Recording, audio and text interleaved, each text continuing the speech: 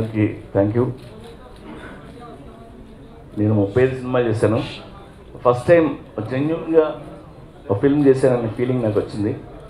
ఎందుకంటే స్క్రిప్ట్ చేస్తున్నప్పుడు ఇంట్రడక్షన్ ఎలా చేద్దాం, కామెడీ ట్రాక్ పెడదాం, లేదంటే ఐటమ్ సాంగ్ పెడదామని ఇలా మైండ్తో చాలా సినిమా చేశాను. నేను జెన్యూన్గా ఒక ఫిల్మ్ చేసిన ఫస్ట్ సినిమా అనేది మెహబూబా.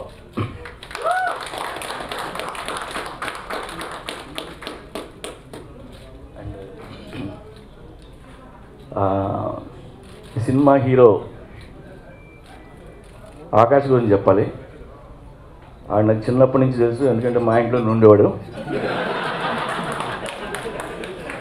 సో ఇడు 4-5 ఇయర్స్ అప్పుడు నేను ఉదయం లేవగానే లేచి కళ్ళు తెచ్చేసరికి నా ముందు ఉండేవాడు. చిరంజీవి గారు డైలాగ్ చెప్పడం ఒక వేషం అని అడగడం, బాలకృష్ణ గారు డైలాగ్ చెప్పడం ఒక వేషం అని అడగడం, ఇలా చేసేవాడు. సో ఇది టార్చర్ తట్టుకోలేక నేను చిరుత సినిమాలో వేషం చేశాడు. అప్పుడు ఆ తర్వాత మళ్ళీ పోకిరి టైంలోనే వచ్చి నా దగ్గరికి నాకు మహేష్ బాబు దగ్గరికి కథ రాశాను, నాన్న విను అని చెప్పాను. ఏమో వీడి దగ్గర ఏం కథ ఉందో అని విన్నా. సో మహేష్ బాబుకి ఒక 10 ఏళ్ళ ఉండే కుర్రోడు ఫ్రెండ్ అడు వీడే. వీడిని చూడకుండా మహేష్ బాబు ఉండలేడు. ఒకసారి విలన్స్ అంతా మహేష్ బాబుని చంపేశారంట.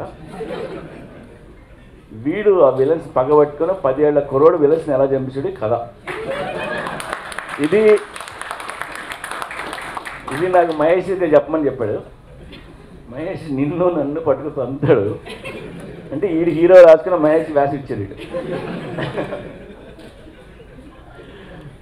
సో నేను అప్పుడు చెప్పా, నువ్వు హీరో అయ్యేసరికి ఇంకో 10 ఏళ్ళు పడుతుంది.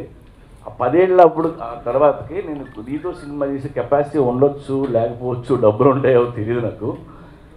సో నీ ప్రయత్నాలు నువ్వు చేసుకోని చెప్పాను ఆయనకి. అక్కడి నుంచి ఇంటికి ఎవరు వచ్చినా, రాజమౌళి వస్తే కాళ్ళ రాజమౌళి పడిపోతాడు, వినాయక్ వచ్చినా, సుకుమార్ వచ్చినా కాళ్ళ పట్టేసుకునేవాడు. సో టైం బాగుంది, ఫైనల్లీ ఏదో నేనే సినిమా తీసా. అండ్ సినిమా దిల్ రాజు గారు సినిమా చూశారు. ఆయన చూసి ఫస్ట్ మాట చెప్పాడు, మనసు పెట్టి తీస్తే నువ్వు ఇలా ఉంటుందని నాకు అర్థమైంది. 1, 2 నీ కెరీర్లో బెస్ట్ ఫిలిం అయ్యా అని చెప్పి నాకు తగ్గించారు ఆయన. అండ్ నాకు దిల్ రాజు గారు రిలీజ్ చేస్తున్నారు అని చెప్పగానే నాకు చాలామంది ఫోన్ చేసి దిల్ రాజు చేస్తున్నాడు, ఇంకా హ్యాపీ, మంచి రిలీజ్ ఉంటుంది, ఆయన జడ్జిమెంట్ నమ్ముతాం అని ఇన్ని ఫోన్లు వస్తే నేను నిజంగా సర్ప్రైజ్ అయ్యాను. ఎందుకంటే ఇండస్ట్రీలో ఏ ఫిలిం మేకర్కి లేని ట్రస్ట్ ఇవాళ దిల్ రాజు సంపాదించుకున్నాడు. And hats off to Dil Raju గారు. అండ్ ఈ సినిమాకి మ్యూజిక్ సందీప్ చౌతా. ఇది మా 3వ సినిమా. And thanks to Sandeep. అంటే అమేజింగ్ సాంగ్స్ ఇచ్చారు ఆయన. వాళ్ళిద్దరూ పాడిన పాట అయితే సూపర్ హిట్ అయిపోయింది already. And Sandeep and Pragna thank you. And మా తమ్ముడు భాస్కర్ భట్ల మెహబూబా సినిమా మీద పగబట్టి రాశాడు లిరిక్స్. సందీప్ భాస్కర్తో వర్క్ చేసినప్పుడు ఎప్పుడు నేను తన లిరిక్ రాసిస్తే చూసి నీకు నచ్చిందంటే ఓకే అని పెడుతుంటాను. నేను ఎప్పుడు టచ్ కూడా చేయను. తన సినిమా, తన సాంగ్ తను రాసుకుంటాడు. నేను ఎందుకు ఒకసారి లిరిక్ పాపేస్తాడు, 2 రోజులు మళ్ళీ ఫోన్ చేసి ఆ 2వ చరణం తీస్తే ఇది మళ్ళీ రాశానంటాడు. అండ్ తమ్ముడు thank you so much. And DOP Vishnu Sharma, Junaid గారు and Vishu, I love Vishu. And Anil and మా director Jani and Satish.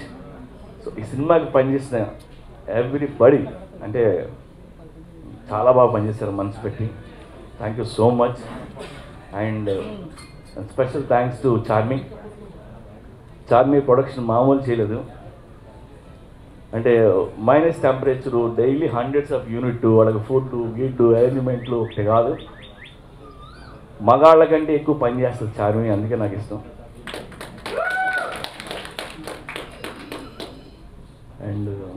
So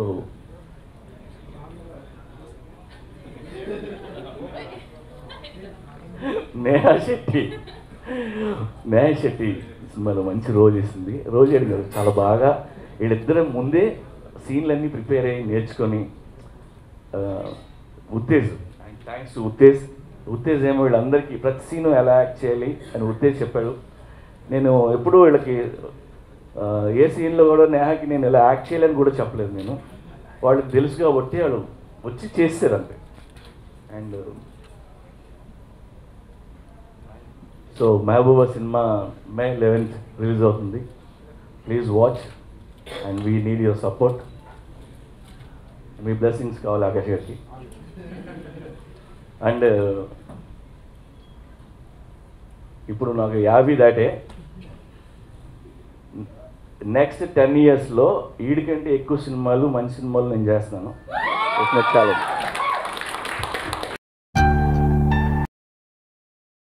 ఏం తక్కువ? నా స్ట్రక్చర్ ఏమైనా తక్కువ అయిందా? మీరు చూసారు కదా ఫేస్బుక్లో, మీకు 90 degrees అవలే.